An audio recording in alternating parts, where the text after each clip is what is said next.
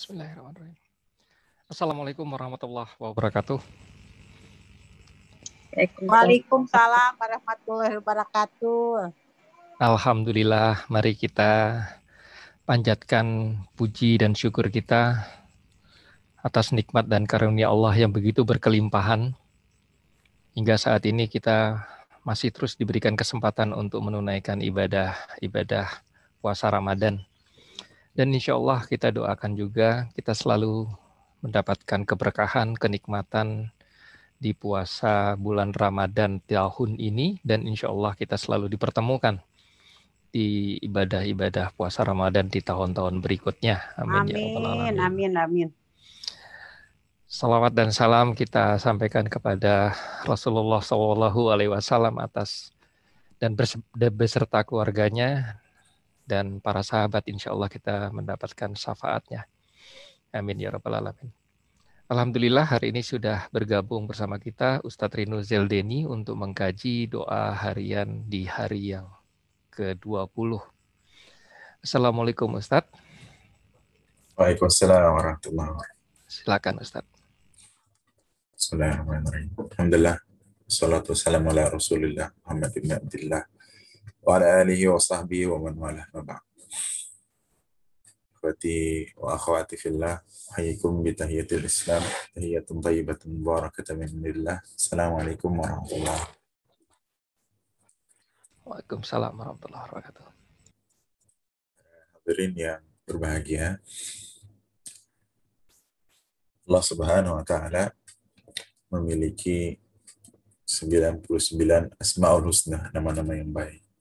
Di antara 99 Asmaul Husna itu ada dua yang senantiasa kita ulang-ulang dan sering kita ucapkan. Pertama di permulaan surah Al-Fatihah, Bismillahirrahmanirrahim. Ada Ar-Rahman dan Ar-Rahim. Bahkan kemudian salah satu di antara kata Ar-Rahman dan Ar-Rahim, Asmaul Husna itu menjadi salah satu dari nama surah di dalam Al-Quran. Surat Ar-Rahman, Surat Ar-Rahman. Dan saya yakin para sahabat semuanya sudah sering mendengar Surat Ar-Rahman. Surat Ar-Rahman dimulai dengan ayat Ar-Rahman yang Maha Pengasih. Ar-Rahman ini kasih sayang yang kemudian Allah berikan umuman, secara umum kepada seluruh makhluk di muka bumi, imma mu'minan wa imma kafiran, baik dia seorang mukmin atau orang kafir. Itu Ar-Rahman. Adapun Ar-Rahim adalah kasih sayang yang kemudian Allah berikan hanya khusus kepada orang-orang yang beriman kepadanya, yakni orang-orang mukmin. Ar-Rahman, Ar-Rahim. Ar-Rahman umum, Ar-Rahim khusus bagi orang-orang mukmin saja. Kemudian setelah Allah menyebut asma'nya, namanya di surat Ar-Rahman, apa bentuk kasih sayang Allah Subhanahu wa taala kepada hamba-hambanya, kepada makhluknya? Allamal Quran. Ar-Rahman Allamal Quran, yang telah mengajarkan kepada manusia Al-Quran. Setelah itu di ayat ketiga, khalaqal insan 'allamahul bayan, yang telah menciptakan manusia dan mengajarkan kepada mereka al-bayan, petunjuk. Para mufassir yang disebutkan oleh Syekh Ali, Dr. Ali As-Sabuni di dalam Safwatut Tafasir, kitab tafsir karangan beliau, menyampaikan bahwa di sini terlihat bahwa nikmatul Quran, nikmatnya Al-Quran itu jauh lebih besar dibandingkan nikmatnya penciptaan kita sebagai manusia. Kenapa? Memang gaya bahasa Al-Quran, termasuk tata letaknya, itu selalu sistematis. Ketika Allah mengedepankan kata Allamal Quran, lalu kemudian khalaqal insan, yang telah menciptakan manusia, menunjukkan bahwa betapa besarnya nikmat Quran itu dibandingkan nikmat penciptaan itu sendiri. Itu yang disampaikan oleh Dr. Ali As-Sabuni. Nah, ketika kemudian Allah memberikan nikmatul Quran kepada kita semuanya, pertanyaannya, sudah berapa banyak di antara kita kemudian yang sampai hari ini menelaah semua ayat-ayat Allah Subhanahu wa taala, mengkaji ayat-ayat Allah Subhanahu wa taala. Lalu ketika kita membaca, mengkaji ayat-ayat Allah, sudahkah kemudian upaya kita menelaah dan mengkaji ayat-ayat Allah Subhanahu wa taala itu membuahkan hasil dengan bertambahnya rasa takut kita kepada Allah Subhanahu wa taala? Padahal itu adalah muara sejatinya dari apapun yang kita pelajari, apapun yang kita baca, kita iqra. Sebagaimana kemudian di awal mula turunnya Al-Quranul Karim, Allah memerintahkan kepada kita, kaum muslimin, yang mulanya disampaikan wahyu ini kepada Rasulullah SAW, untuk iqra, untuk membaca. Iqra. Kata iqra ini tidak dibarengi dengan maf'ulun bih, dengan objek. Ayat ini dari sisi tata bahasanya mengalami kekurangan maf'ulun bih. Di situ hanya ada fi'il dan fa'il. Kalau dalam bahasa Arab, susunan kata yang terbaik itu dimulai dengan kata kerja, bukan dimulai dengan subjek. Jadi iqra maksudnya bacalah. Siapa yang baca? Kamu. Iqra anta, ya. Tapi di sini domirnya mustatir, tidak ditampakkan. Tapi maksudnya iqra anta, bacalah kamu. Tapi kemudian maf'ul bihnya itu, objek yang mau dibaca itu tidak ada. Coba aja cari surat Al-Alaq, iqra bismi rabbikal ladzi khalaq. Bacalah dengan nama Rabb yang telah menciptakanmu. Tidak ada kata maf'ulun bihnya, tidak ada objeknya di situ. Tapi yang ada kemudian hanya bismi rabbika, dengan nama Tuhanmu. Maknanya apa?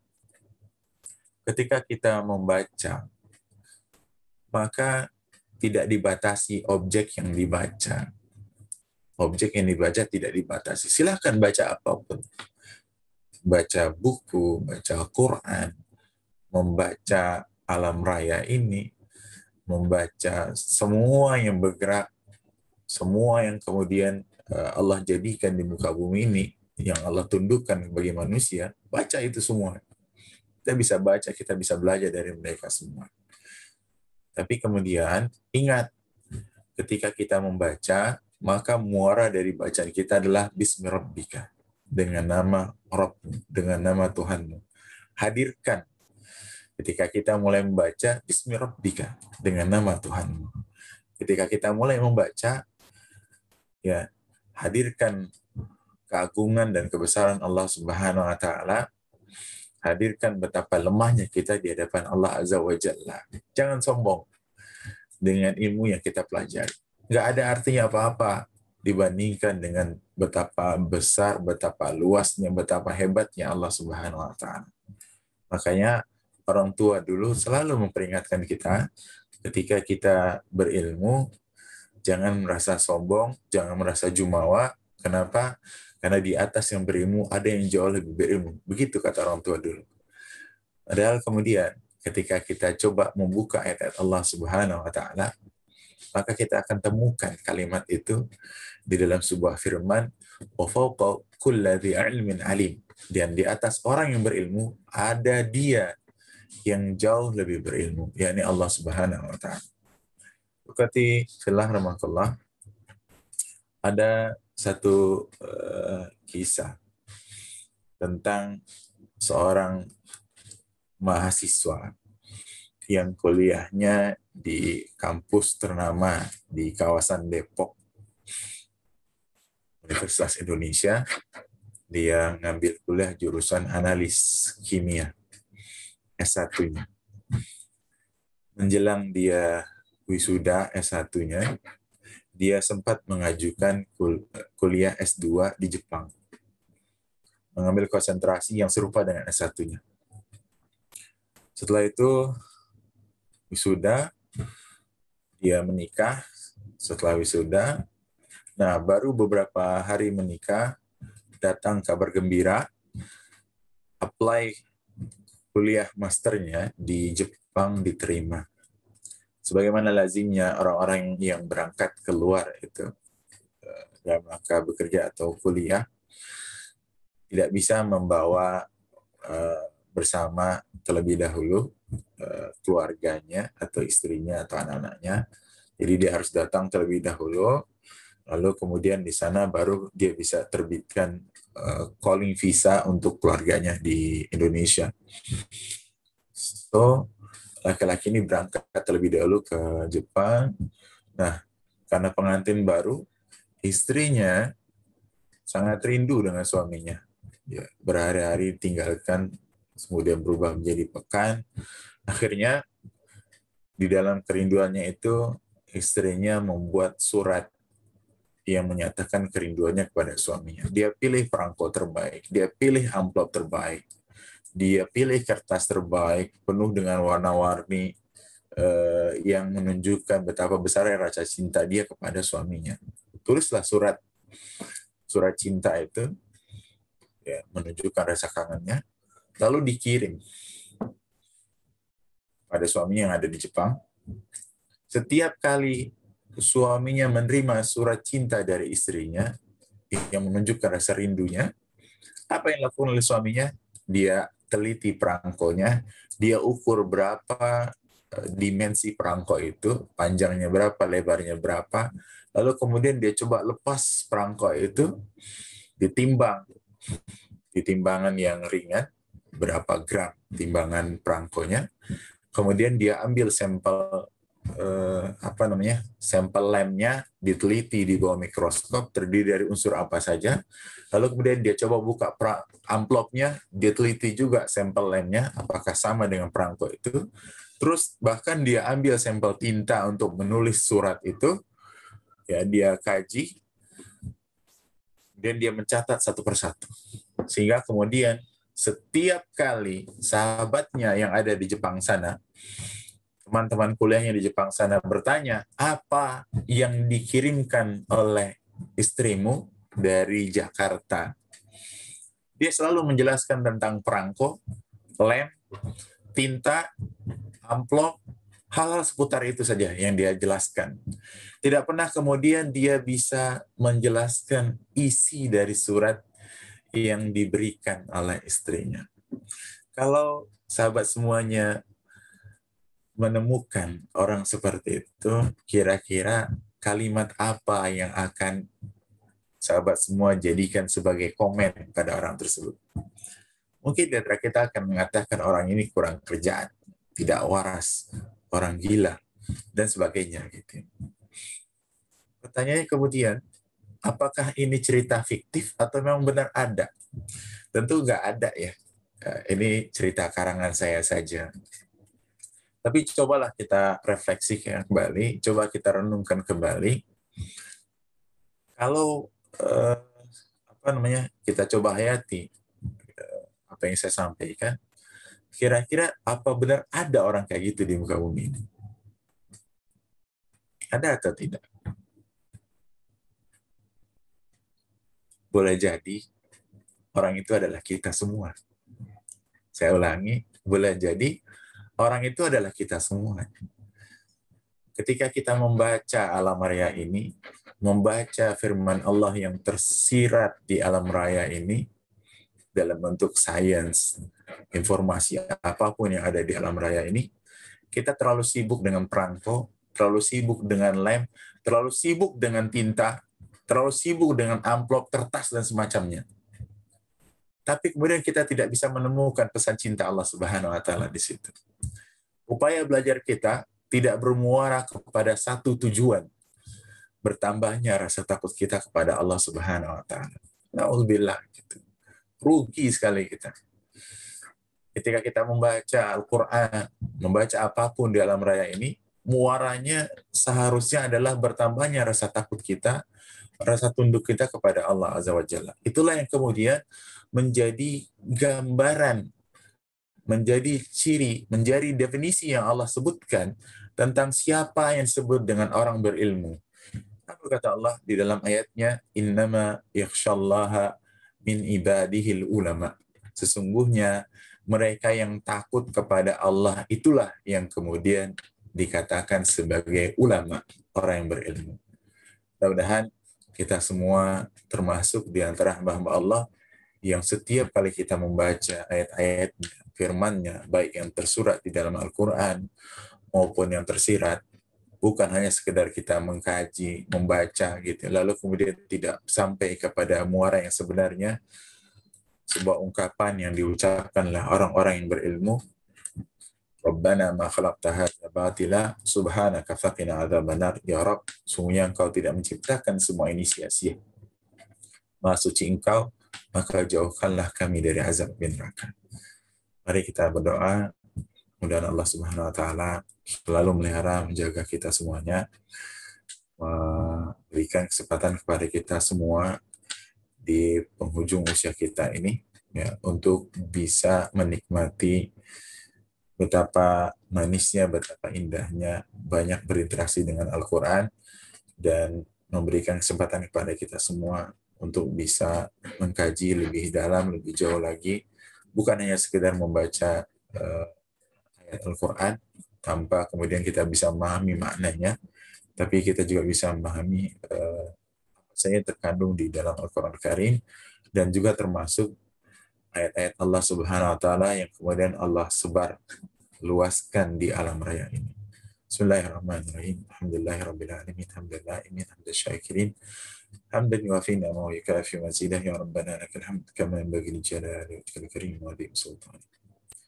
Allahumma iftah li fihi abwab al-jinan wa aghliq anni fihi abwab an-niran.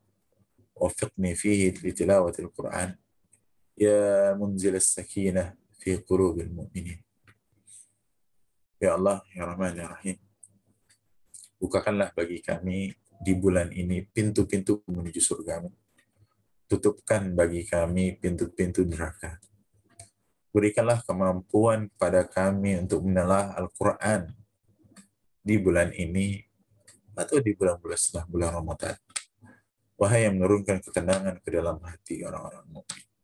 Rabbana taqabbal minna innaka antas samiul alim wa tub alaina innaka antat tawwabur rahim.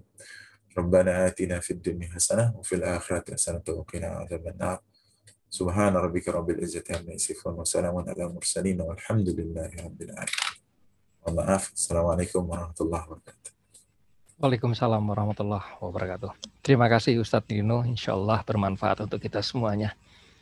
Sehat selalu Ustadz dan semakin menginspirasi.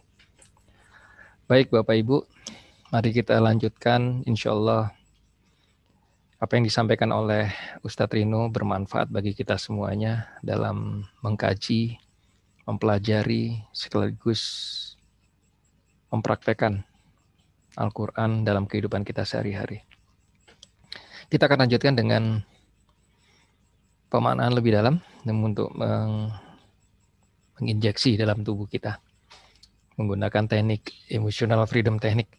Bagi teman-teman yang baru saja bergabung atau baru kali ini bergabung dan belum memahami tentang EFT. EFT adalah ilmu untuk menyelaraskan energi dalam tubuh. Nah, yang kita lakukan adalah yang pertama adalah untuk menekan dan mengurut titik source spot di dada kiri, ditekan dan diputar secara perlahan. Kemudian titik yang pertama adalah di ujung alis, diketuk dengan 2 jari. Titik kedua di samping mata, titik ketiga di bawah mata, titik keempat di bawah hidung, titik kelima di bawah bibir, titik keenam di tulang selangka atau tulang seleher, titik ketujuh adalah di samping, di bawah ketiak kiri dan kanan. Nah, di setiap ketukan saya akan membimbing teman-teman sekalian untuk memberikan afirmasi secara positif sehingga kolbu kita, pikiran maupun sel-sel tubuh kita selaras untuk memanjatkan doa. Baik, mari kita mulai dan pastikan setelah melakukan tapping ini, Anda konsumsi air mineral secara cukup ya. Kita niatkan apa yang kita lakukan ini insya Allah bermanfaat dan mendapatkan ridha Allah SWT. Bismillahirrahmanirrahim.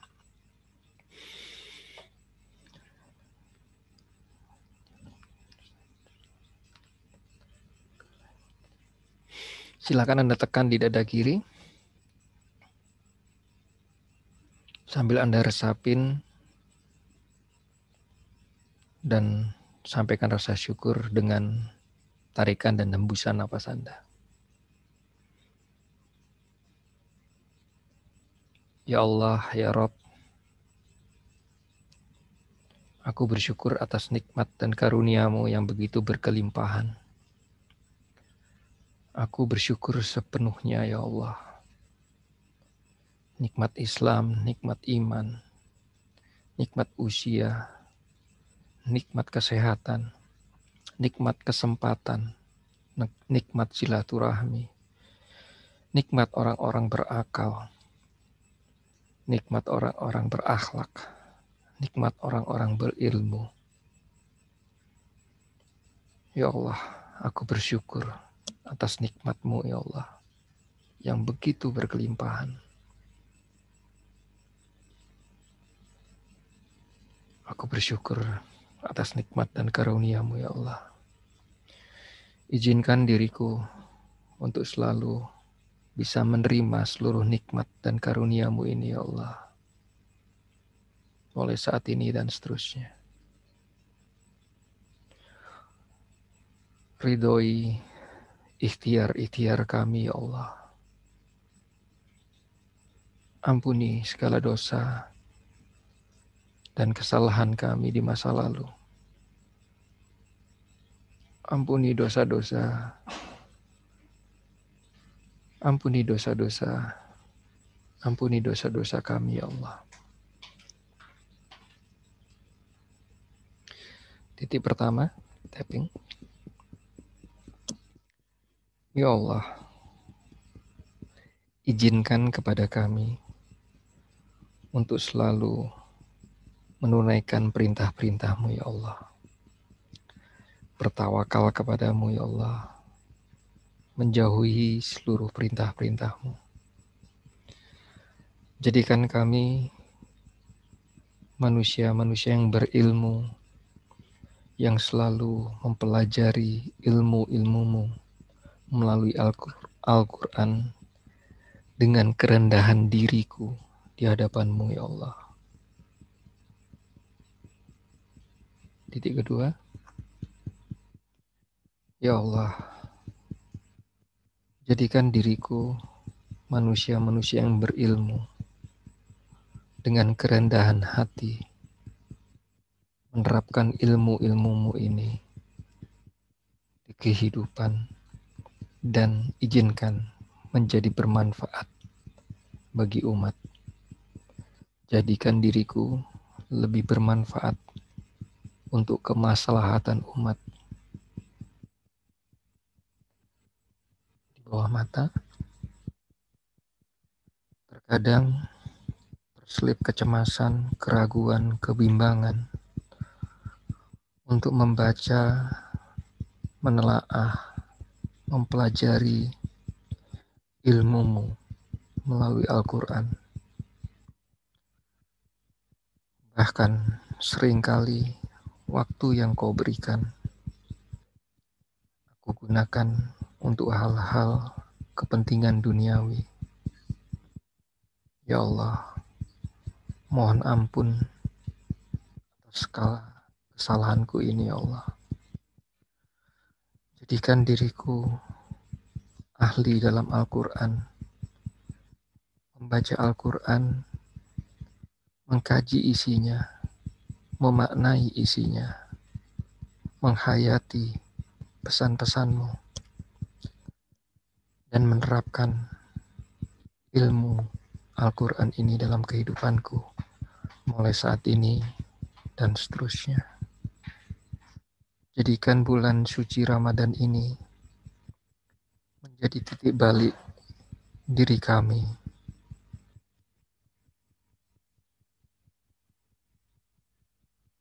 Jadikan bulan suci ini keberkahan hidup kami.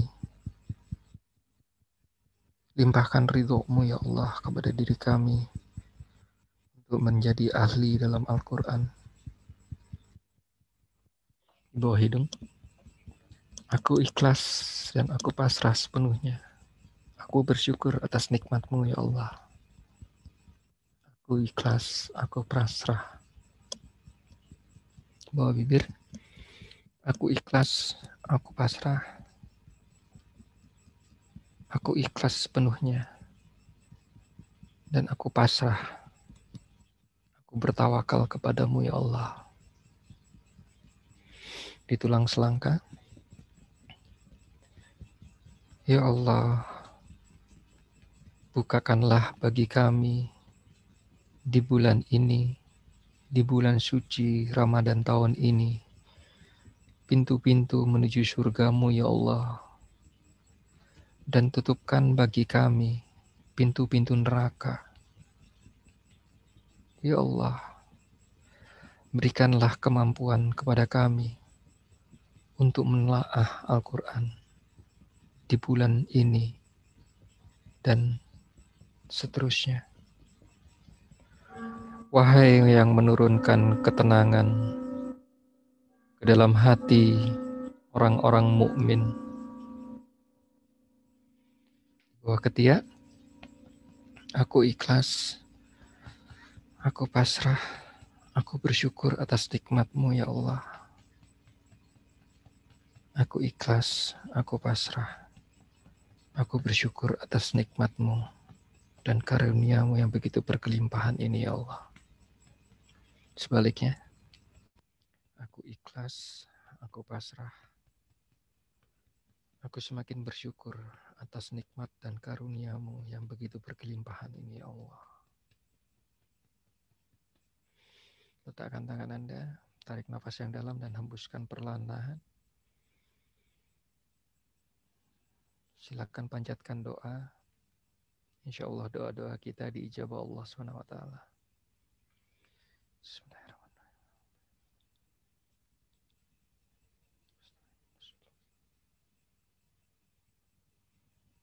Ya Allah.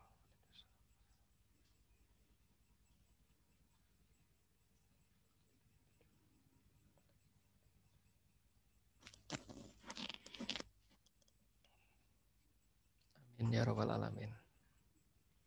Alhamdulillah. Insya Allah yang kita lakukan, yang kita ikhtiarkan di malam hari ini dan malam-malam sebelumnya, dan insya Allah di malam-malam berikutnya bermanfaat dan doa-doa kita semuanya diijabah Allah SWT. Sampai bertemu di vaksinasi kolbu esok hari di jam yang sama. Terima kasih Bapak Ibu atas kehadirannya. Mohon maaf lahir batin. Wabillahi taufik wal hidayah. Wassalamualaikum warahmatullahi wabarakatuh. Terima kasih Mbak Feza. Alhamdulillah bisa bergabung ya. Terima kasih Bu Lisdiana. Mbak. Sama-sama. Terima kasih juga, Terima Bu. kasih. Terima kasih, Coach. Ya, terima kasih Mbak Vivi, Mbak Dewi Santi, Ibu Mai, terima kasih. Ibu Adis, Mbak Dami, Bu Bibi, Ibu Tuti, terima kasih semuanya dan teman-teman sekaliannya. Terima kasih. Jazakumullah Coach. Berkah insya Allah. Amin, amin. Izin nih Coach. Silakan.